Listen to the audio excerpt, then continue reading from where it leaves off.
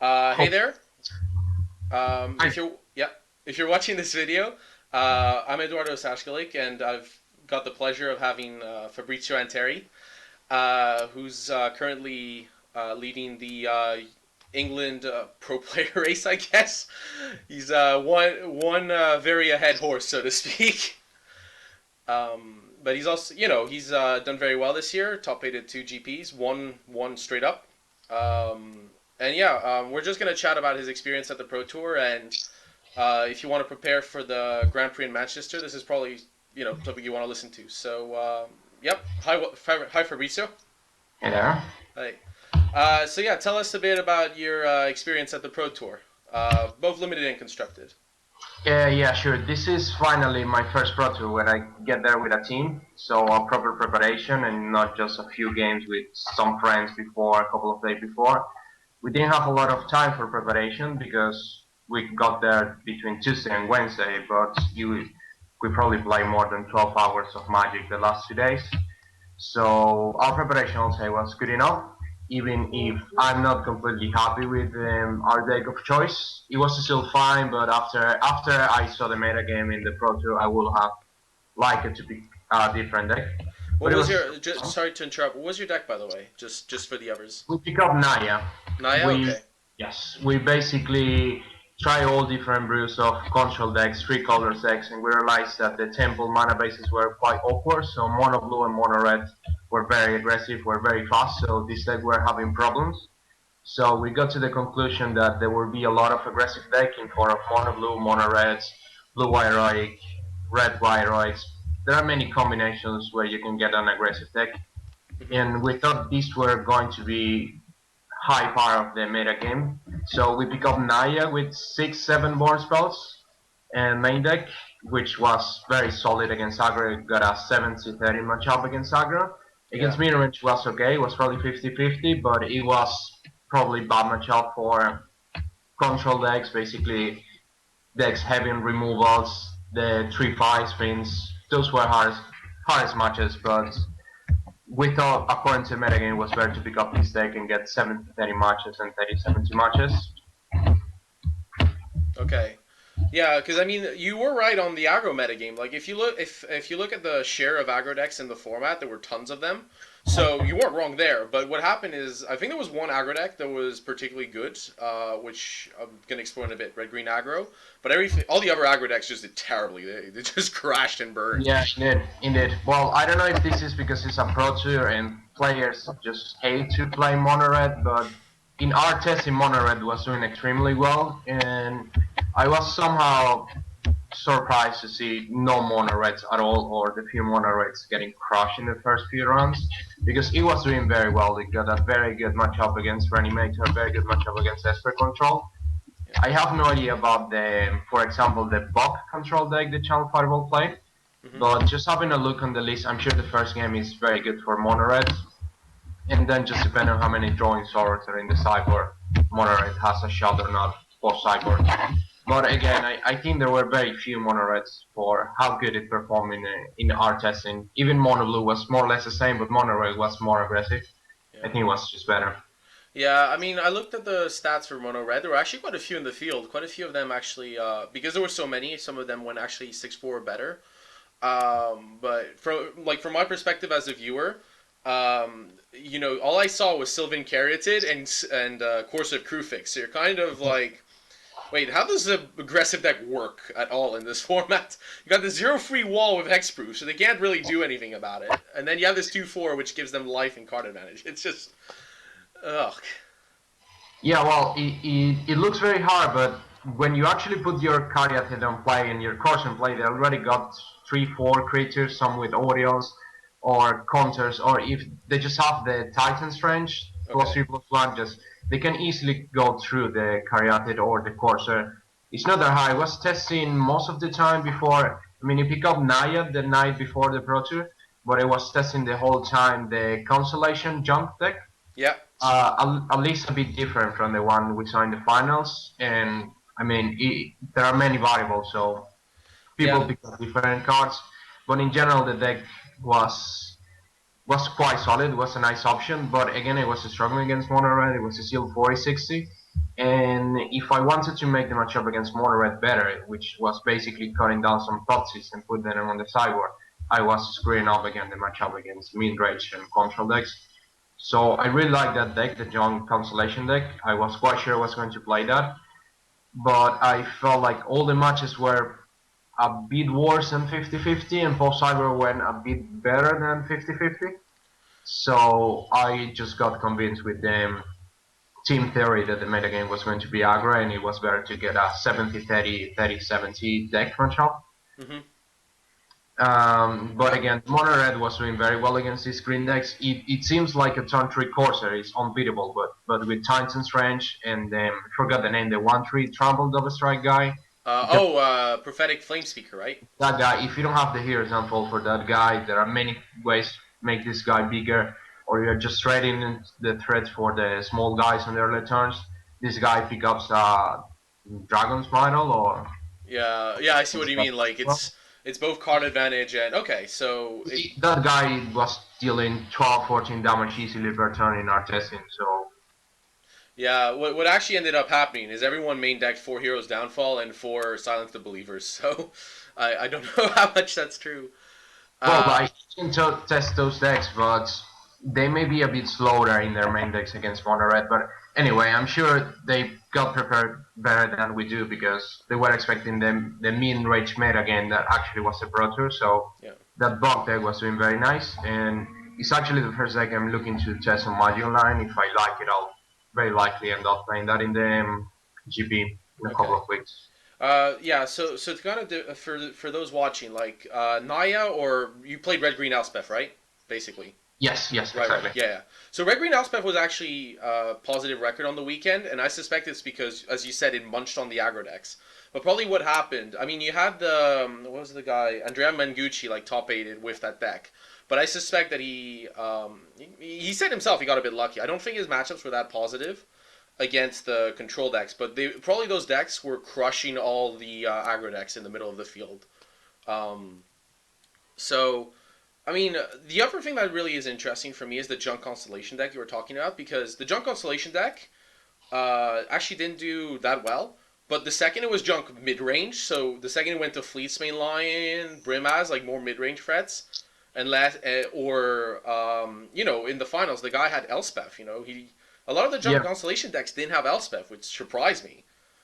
Um, Uh, yeah, well, the Constellation deck I played personally was very focused on enchantments. I really wanted, because I realized that the more Heroes Downfall, the more Thoughtseize, the more Planeswalkers, or the more whatever spells you get that are not enchantment you have, you get to the point where you're just drawing blanks. Even with the Corsair, if you have Corsair and Eidolon of Blossom in play, if you maximize your number of enchantments, you're basically or drawing lands or drawing spells that you're going to draw into a new card. yeah, So there were many games where you just trade a few cards in the early game, and for as long as you can keep those 2 cards in play, you were drawing 15 cards in 2-3 turns, and you were sealing the games. So yeah, that was my idea when I was testing that game. Um, I didn't play Elspeth in my testing because I realized that Doomway Gigan was so good against Elspeth. That was the first reason why I wanted to play the deck, because Elspeth is easily the best win condition in the format, and yeah. Doomway Gigan is so good against Elspeth. Yeah. You mean Stormbreath Dragon, right? Sorry. No, I mean Doomway Gigan, the 4/6. Oh, Doomweight Giant. Okay, sorry. Yeah, So the you can four, still. so the 4/6 for 5 Constellation. Whenever an enchantment comes, -1/-1. Yeah. Exactly, that one. It's completely unexpected. You just have a couple of 2/2s, probably Corsair 2/4. They make 3 tokens, they feel completely safe. You just play the Gigants, kill the tokens, kill Elspeth, Yeah. or even end of turn here, example. I mean, other min range green decks got problems because even by resolving Elspeth with here, example, Vanishing Light, the 3 tokens give the control player a lot of time. Yeah, But yeah. when you play Doomway Gigant, you just fix both problems at Yeah, yeah. once. You just play Doomweight, kill the tokens, kill the Planeswalker. Or even if you don't kill Elspeth right there, you deal enough damage, and then next turn you can play any other random enchantment. Yeah, exactly. Most of the time the play was or end of turn Heroes Unfold Elspeth, play Gigant, kill the tokens, attack. If you don't have Heroes Unfold, you just play the Gigant, kill the tokens, maybe attack for Elspeth for 2-3 damage. If next turn they still make some tokens, you just need another enchantment to kill them and finish off Elspeth. Yeah, and you have tons of enchantments, so yeah. Yeah, you Um, will see the dragon again. yeah, the black green version actually ended up being better than junk. I'm not 100% sure why that is. I think the black green deck when I was looking at it was a little more combo. It played the free mana like reveal 6 cards, take up to 3 enchantments into your hand, and mill the rest. And that deck felt a little better because it was like Eidolon of Blossoms is just the best card in that deck. And it felt like the junk version was abusing Eidolon, but only if you drew Eidolon, while the black green version was digging for Eidolon, which Yeah, of felt a course. lot better. Well, like you said, there were some of these decks flashing basically for Elspeth, which I didn't play. My young version was just playing white for Vanishing Light. I saw original just with green black, and I realized I wanted some extra temples, not just four. So I was already playing 6 temples. I felt the life I was losing were, I mean, I felt the mana I needed an extra dual land, so I was playing 4 mana confluences in the deck. Ooh. So when you already got 2 extra temples that you can decide which color, in this case white, 4 mana confluence and 4 silver caryatid, you already got 10, 12 sorcerer of white, so it was very easy just to splash and vanishing light. Okay, so Yeah, I think got that far in junk, like for playing Elspeth and other white spells. For me, it was still the green black base just with vanishing light because it's such a good removal that you're even drawing a card out of Eidolon Blossom. yeah, I mean that's what happened. Is it was the most played deck, and I suspect that's because Eidolon of Blossoms kind of got everyone excited. And for some reason, it turned out that I don't think Eidolon of Blossoms is badly positioned from what I saw. The problem I saw was that Eidolon was fine. The problem was the shell was bad. Like people had, I even saw games where Eidolon was in play, and 6 7, drew 6 7 cards, and then it was just a bunch of lands or spells that did nothing. So the guy just like your opponent plays Elspeth, and like okay, or they don't have the Yeah, answer or something, or they go like silence the believers, kill Eidolon, and irrelevant threat, and yeah, it's done. yeah, that's what I say. I was trying to play as many enchantments as possible. I honestly didn't have the time yet to check the other decks of the Pro Tour. I was following the covers more or less when I was in the venue, Yeah, but I haven't like proper sit down to check all the deck lists. I yeah, don't know if people were playing Boom Satyr, which was probably the best deck we got. Basically, Boom Satyr is another enchantment which is going to trigger Eidolon of Blossom and the Giant, and it's going to put the pressure that is missing in the deck. yeah, Because as you said, you probably have the Eidolon in play, just draw a bunch of cards and do nothing. yeah, But when you have Boom Satyr in hand, and even better when it is a surprise, your opponent has no idea it is coming, you yeah. can easily attack into Elspeth, easily attack into the Sphinx. I mean, they will never expect when you attack with a couple of tutus or coursers into the Sphinx that you will boom satyr the creatures they block. Yeah. That was the best way we got to dealing with the Sphinx because the Sphinx was a huge problem like for all the decks. Was And and definitely and that's in the red green deck, right? no, I'm still talking about the green black deck, the constellation deck. Yeah. The only reason I'm asking that question is because somebody asked me this actually. I didn't think of it, but like, they were like worried that playing Boon Satyr in a format with Silence the Believers. Now, my personal feeling is you can play around that, but it is a concern. It's like you need to get that like Silence the Believers being one of the key removals in the format with Boon Satyr is kind of really awkward. With the green black deck, we were playing 8 main decks: card discard, 4 Thoughtseize, and 4 Brain Maga. So you usually have an idea what they're playing. And Silence of Believers and Here's Unfold are more problematic when you let the game go way longer because once they reach 7 mana, you're losing your 2 best creatures to silence. Yeah. But if you manage to discard a couple of cards early game, keep Adel on a couple of turns to draw an extra cards, and then just attack and have wounds Satyr, the games usually finish by turn 6, 7. So they don't actually have the time to 2-for-1 with Silence of Believers. And you usually are more or less aware of their cards in hand since you watch their hand the first few turns, and Yeah. most of these decks play also the Corsair, so you watch their top of the library, you know what they're drawing. So if you play around, I mean, I feel it was a very skillful format.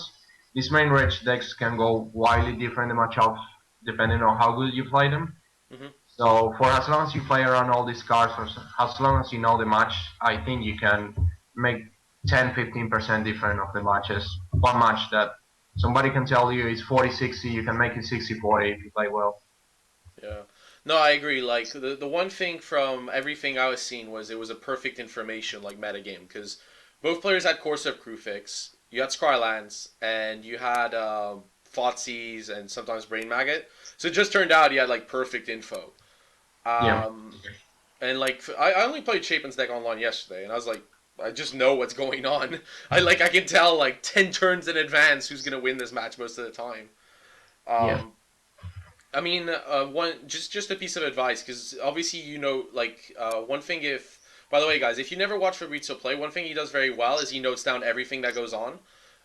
So you're gonna have to get used if you're going to the Grand Prix Manchester. Like the rounds are 50 minutes long, and trust me, with Scrylands and Thoughtseize and all this stuff, it's gonna take. You're gonna have to be mechanically fast. So make sure like to note down cards that they reveal with Courser, like during their turn. Like notice what cards on top and make a note. Um, when you Thoughtseize, write quickly what they have because you don't want to lose to time, but at the same time you don't want to give up the fact that you know exactly what they have. You like after 3 or 4 turns you have perfect information. You know like their whole hand. So you're like, okay, so he has this and this and this. So I can play this card because he doesn't have time to react to it properly or um, so, speaking a little more about the threats in the format, one card in particular that seemed to me like something that I would want to up the numbers on is Reaper of the Wilds. Reaper seemed like really good in a format with like a bunch of Heroes Downfalls and Silence the Believers. Doesn't match up well against Elspeth, but it matches up well against Sphinx, and it matches up well against like a lot of the green mid-range threats. Do you think this is a card that's going to be important like at Manchester? Like it wasn't played much at the Pro Tour. Yeah, exactly. And you're right. I'm not sure why the card didn't saw that much play. It was a card I was trying to work around before, but when I ended up again with the Constellation deck, I just got the card because I wanted extra enchantments and it didn't want these threats, non-enchantment threats. But River of the Wild is indeed a very good card. Uh, as you just said, Elspeth is the only way to deal with it very easily, but and even it is even in the right colors because you get green for the solidation, you get black for discard and extra Yeah. information. So if you resolve Reaper in the right moment, it could be the big threat that will just end up the game very easily if you just play around the Reaper, just keeping enough mana for giving X roof, knowing when you have to hero sample something to touch it again. Yeah. It is a very good threat indeed, and exactly. I will not be surprised if we see more copies of this guy in the GB than the copies we saw on the Pro Tour. Yeah, it was a late edition. Like there were people saying they were worried about Reaper of the Wilds, like popping up in lists at the end. It matches up actually really well against Chapin's list because there's Fleecemane Lion and there's Brimaz, and it's perfect. Like it Yeah. matches up against those things perfectly. Um, Another card that a lot of people there's been a lot of chatter about and a lot of speculation online right now has been Worst Spheres. The 8 mana Mind Slaver your Yeah, opponents. yeah, I do. We were actually joking during the testing. I'm sure everyone that has been testing this format for long enough, already find out that the Sphinx is a problem for most decks. And this card really seems to be the best answer to the Sphinx. You just play the card, pass the turn, the best they Discard. can do is discard the removals with the Sphinx, and the best they will get is 3 lands on top of the library and non cards in hand. The worst scenario, if they misplay it, they don't discard the removal. Of course, they're going to lose the Sphinx as well, and they can also just draw the removal. Or if they have something like divination, you can attack, put the removal on top, divination, draw the removal, kill the Sphinx, and then discard the whole hand. It is a bit expensive, this sorcery, but in the right deck, it could be a very sweet solution for decks with Sphinx, which are usually very slow decks. Yeah. So it should not be that hard to get to the 7-8 mana to resolve the spell. Yeah, I like it. I like it with Xenagos in the Naya deck. The Japanese had perfect tech there. It's Mm. okay in Chapin's junk deck. It's great in the mirror. Uh, I think with the worst one play I just noticed with Silence the Believers is you can play Silence with no targets. Because it's exile any number, so up to any Okay. number, so you can play for like nothing. You can just go cast done. Yeah, that's nice. Yeah, Yeah, indeed. Well, I don't really like the card if my opponent doesn't have the Sphinx in play, yeah. but if he does have the Sphinx in play, you are just completely mess up their game plan. Yeah. So They because might have something else in play, like and sometimes like you top deck it. It's rare that they don't have Sphinx in play by that point, but it happens. What else? Psychic Intrusion made me laugh when I saw it because it was one of Levi's favorite cards, like in draft. And I was like, oh, this card's terrible. I can see it in sealed, like in some special situations. And then at the Pro Tour, I just see it. I'm like, yeah. And this, how the hell do you deal with that in this format? Which card are you talking about? You're talking Psychic about. Intrusion. So it's 5 mana. You get to see your opponent's hand, and you pick a card from Mm. their hand or graveyard, and then you basically like get it. Like you can Yeah, cast it well, at this any card time. is actually very, very good. That card has been seen playing Block Constructed in Modular Line much before joining Tunix, actually. Okay. It is just another, I mean, the control matches were going that long that your best card is Thoughtsis. So this card is 5 mana Thoughtsis plus a huge bonus. It Yeah. is actually quite good, that card. Yeah. The format probably is not as slow as it used to be when it was just triple Theros or Theros with one of the gods. But the card is still quite good. I think it's a card you want 2 copies of for your control mirror matches if you're playing blue black. Yeah. Okay, so just to kind of wrap this up and like give direction to people who want to test, what would you say? Like the Pro Tour's finished for you now. You're gonna prepare for Manchester. Obviously, there's the stats online of like how well the deck's performed. The metagame's gonna warp. I think massively the fact that the aggro decks did terribly is gonna mean that there's gonna be a lot less anti-aggro cards. Some people are just going to copy the list from the Pro Tour, but there will be a lot less anti-aggro cards near the top tables, I suspect. So what would you say you would do now after the Pro Tour, like to prepare for the Grand Prix and make sure you get the best list? Well, from my own experience playing and constructing in UK, I will expect a lot of control, even Esper control, which in this format has proved to be very bad. There were not many Esper controls, Yeah. but it won't be the first time I see Esper is not very well placed in a format, and UK players just love to play Esper control. So yeah, I will make sure that I will have a very good matchup against control. I want to test the bot control list the channel played. Yeah. For the cards it got, it seems to be very well placed against control, and it seems to be a very skillful deck. So I'm sure in those mirror matches, whoever plays better is going to win. I want to try as well the blue black console and not constellation inspired deck. Yeah, The that deck looks awesome. By the way, yeah. it's It, unplayable online. Daring Thief currently has a bug. Like if you tap Daring Thief with anything that's not attacking, it doesn't work. So well, you cannot test that online then. Um, yeah. with Rafael Levy during the Pro Tour, and he told me that he got a very good matchup against Vintrage and Control, Okay. which I sort of believe. And if this is the case, I really want to test the deck and give it a shot. And maybe if I'm happy with it, that will be my option for the GP. And again, I will probably just give some games to Monored because during our testing it was quite good. Yeah. I probably won't play Monored just because you just lose a game whenever they resolve throwing sorrows. But the deck is quite consistent since if they don't draw drawing sorrows, they are very dead. Okay. But I will say right now, without extra testing on the new decks, I will say that I will very likely play or block control, or I'll see if the blue black inspired deck is good enough. I'll Yeah. put Okay. it up there for Yeah. sure. I mean, the buck control that can be played, maybe one or two little alterations, but for the new metagame, but it's gonna be a contender for sure. Yeah, exactly. Uh, He already seems to have a good matchup against controlling mid-range decks, so you just have to think if you want to have a better first game against aggressive decks, or if you want to have a better game against control decks. Those colors really have everything you want in this format, so between main deck and sideboard you can make very good matches of the whole field. And yeah, I will probably, I don't know, I was a bit disappointed with Naya. Probably was unlucky in my bad matchups. I didn't have any chance in my bad matchups. I just okay. lose straight in 20 minutes. So I will probably not play Naya, but whoever is expecting another min rage decks or aggressive deck, Naya is very good. We also, the team, we got impressed with the Naya that Topei that was playing Change the Rock and Vanishing Light. We Okay. were Vanishing Light, but we were playing more bond spells, Yeah. which are much better against aggro. But the suites of 8 removal spells, enchantment removal spells are quite good for other mid-range decks. So that will be a nice option as well. Yeah.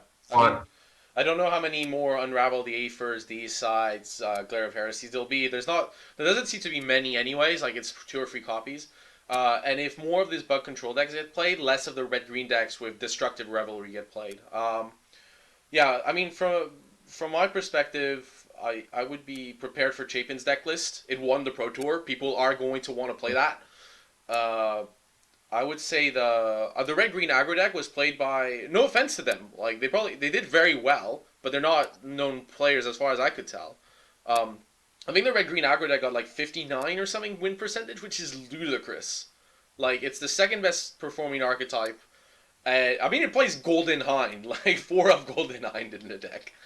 Um, it performed a lot better than expectations, I suspect, and that's something I'm gonna look at. I love the blue black inspired deck, especially because I think some people might cut Bio Blights for Drown in Sorrow. Yeah. Remember that for the Pro Tour, a lot of people were playing things that it's just because the metagame's unknown, they don't know. Like, Yeah. yeah, some people were playing like the 2/2 for 4 that like, yeah. Oh, I think I'm gonna have to cut it because we had a slight video connection issue at the end. Uh, this might be a good time to wrap it up, anyways. Let's see. Sorry about that, guys.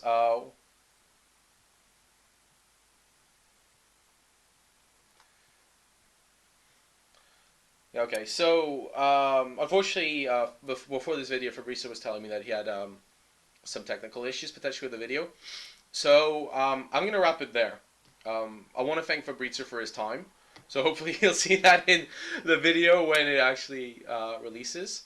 Honestly, guys, if you're going to the Grand Prix, all I could recommend is look at the list from the Pro Tour, look at what the expected metagame is, and there's a few good lists out there, even for those who don't have much time testing. You can't go wrong with something like Chapin's deck or Buck Control. Just make sure you play something that suits you and is good fun. Play test with some friends and make a trip of it. And if you're just interested in block and I'll go into Manchester, just want to play a bit online, glad to have you here. So look, unfortunately Skype slash some battery decided to crash. So I'm gonna call it. Thanks a lot for watching and best of luck. For those that want to watch me stream, I'll be streaming block all the way till the Grand Prix. Thank you.